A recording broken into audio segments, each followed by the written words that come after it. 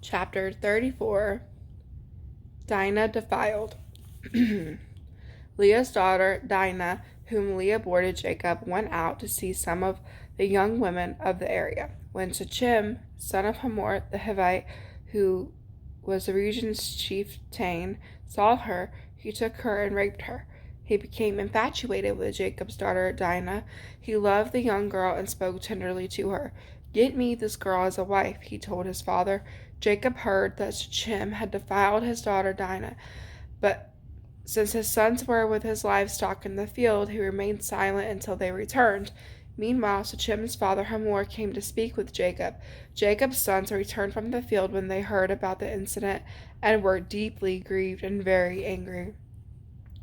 For Shechem had committed an outrage against Isreal by raping Jacob's daughter, and such a thing should not be done.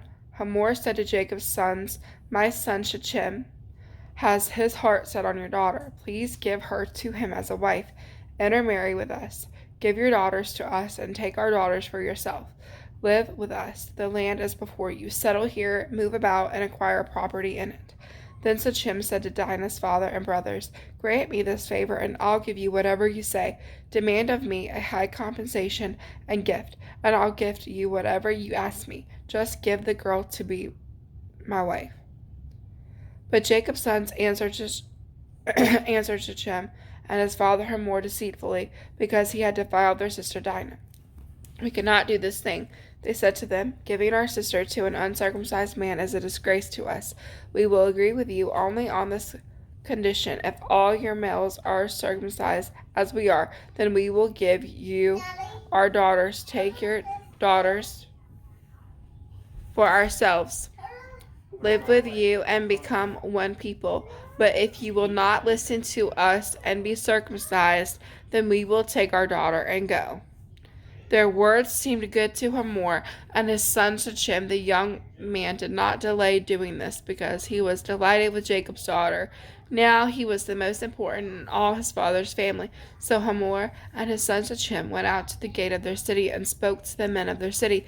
"These men are peaceful toward us," they said. "Let them live in our land and move about in it, for indeed the region is large enough for them. Let us take their daughters as our wives and give our daughters to them. But the men will agree to live with us and be one people only on this condition: if all men are circumcised as they are, won't their livestock, their possessions, and their animals become ours? Only let us agree with them, and they will live with us." All the men who had come to the city gates listened to Hamor and his son Shechem, and all those men were circumcised. On the third day, when they were still in pain, two of Jacob's sons, Simon and Levi, Dinah's brothers, took their swords, went into the unsuspecting city, and killed every male. They killed Hamor and his son Shechem with their swords, took Dinah from Shechem's house, and went away. Jacob's sons came to the slaughter and plundered the city because their sister had been defiled. They took their flocks, herds, donkeys, and whatever was in the city and in the field. They captured all the possessions, dependents, and wives, and plundered everything in the houses. Then Jacob said to Simon and Levi, "You have brought terrible trouble on me, making me odious to the inhabitants of the land, the Canaanites, the Perizzites. We are few in number. If they unite me and attack me, I will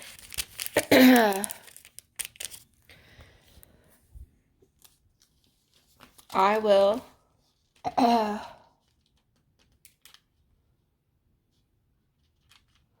I and my household will be destroyed." But they answered, "Should he treat our sister like a prostitute?" Chapter 35. Return to Bethel. God said to Jacob, "Get up, go to Bethel and settle there. Build an altar there to God who appeared to you when you fled from your brother Esau." So Jacob said to his family and to all who were with him, "Get rid of the foreign gods that are among you. Purify yourselves and change your clothes. We must get up and go to Bethel. I will build an altar there to God, who answered me in my day of distress. He has been with me everywhere I have gone." Then they gave Jacob all their foreign gods and their earrings, and Jacob hid them under the oak near Shechem. When they set out, a terror from God came over the cities around them, and they did not pursue Jacob's sons. So Jacob and all who were with him came to Luz, that is Bethel, in the land of Canaan. Jacob built an altar there and called the place El Bethel, because it was there that God had revealed himself to him when he was fleeing from his brother. Deborah, the one who had nursed and raised Rebekah, died and was buried under the oak south of Bethel, so Jacob named it Elon Bakuth. God appeared to Jacob again after he returned from Padan Aram, and he blessed him. God said to him, "Your name is Jacob. You will no longer be named Jacob, but your name will be Israel." So he named him Israel. God said to him, "I am God Almighty. Be fruitful and multiply. A nation indeed. An assembly of nations will come from you, and kings will descend from you. I will give to you the land that I gave to Abraham and Isaac, and I will give the land to your future descendants." Then God withdrew from him at the place where he had spoken to him. Jacob set up a marker at the place where he had been spoken to him, a stone marker. He poured a drink offering on it and anointed it with oil. Jacob named the place where God had spoken with him Bethel. Rachel's death. They set out from Bethel. When they were still some distance from Ephrath, Rachel began to give birth, and her labor was difficult. During her difficult labor, the midwife said to her, "Don't be afraid, you have another son." With her last breath, for she was dying, she named him Benoni, but his father called him Benjamin. So Rachel died and was buried on the way to Ephrath, that is Bethlehem. Jacob set up a marker on her grave. It is the marker at Rachel's grave still today. Israel's sons.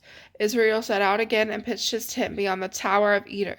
While Israel was living in that region, Reuben went in and slept with his father's concubine Bilhah, and Israel heard about it.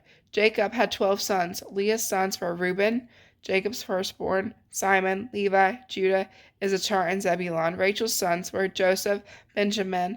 The sons of Rachel's slave Bilhah were Dan and Naphtali. The sons of Leah's slave Zilpah were Gad and Asher. These are the sons of Jacob who were born to him in Padan Aram. Isaac's death. Jacob came to his father Isaac at Mamre in Kiriath-arba, that is Hebron, where Abraham and Isaac had stayed. Isaac lived 180 years. He took his last breath and died, and was gathered to his people, old and full of days. His sons Esau and Jacob buried him.